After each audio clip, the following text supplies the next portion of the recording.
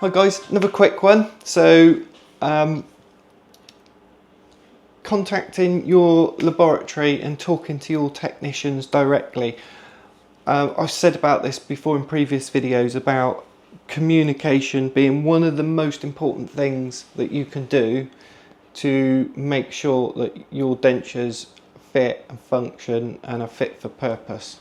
The communication with you and your lab, you need to build up that reputation with them, build up that rapport, and make sure that your communication is clear and concise. What I do, the best way that I've found to do it is through WhatsApp or a similar program. The reason I like WhatsApp is because it's encrypted, end-to-end user, and they don't store the data for very long either, and after a certain period, I can't remember what it is now, it's a few weeks, it's completely wiped.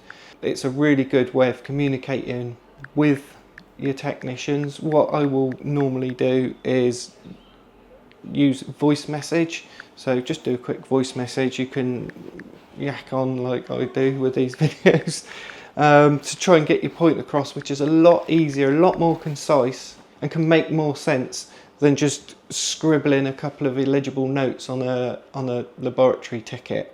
The other thing that this ensures as well is that you can build a reputation with a technician and know that that technician is going to be doing your work, which is really useful, especially if you're sending it to a big lab and they got 20 technicians there, and when the work goes back it just goes to whoever's available. You want to try and get a technician or a laboratory that allows you to have a technician that's your technician. They're always going to do your work.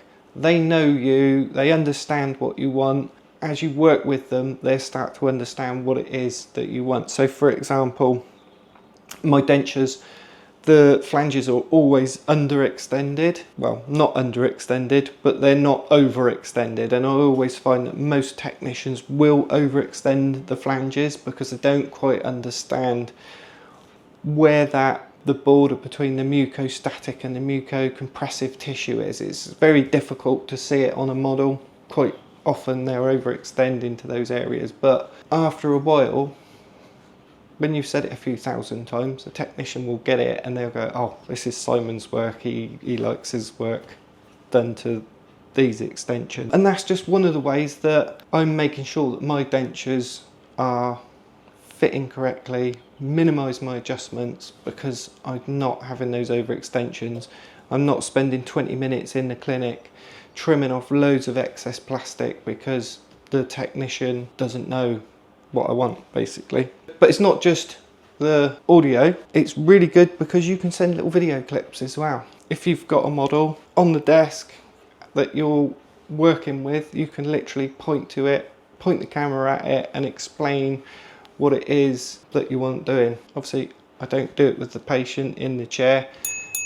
I have done in occasions, but then you've got to get the patient's consent and written signed forms, etc. So it's a bit of faffing about. If you can do that and the patient likes it, it's really good if you're starting a new relationship with a new technician, showing them what they've created in the mouth, both the good and the bad. So it helps them develop and get better and understand better what you want, and also understand what they're doing and what it looks like in the patient's mouth. So if they've put the teeth at a weird angle, you can show them what it looks like. Especially, you know, if it's at the trying stage, you can do a little video and then explain to them as you're doing the video, look, this is the problem. The teeth, although technically they're in the center line, but the arch is off, so that, you know, everything looks a little bit twisted. If they can see that in the mouth, then when they get it back in the laboratory, it makes it easier for them to then do those adjustments, because they've got a clearer idea of what it is that you're asking them, rather than just trying to explain it on a piece of paper. Yeah, WhatsApp. Hope that helped, guys, and I'll see you in the next one.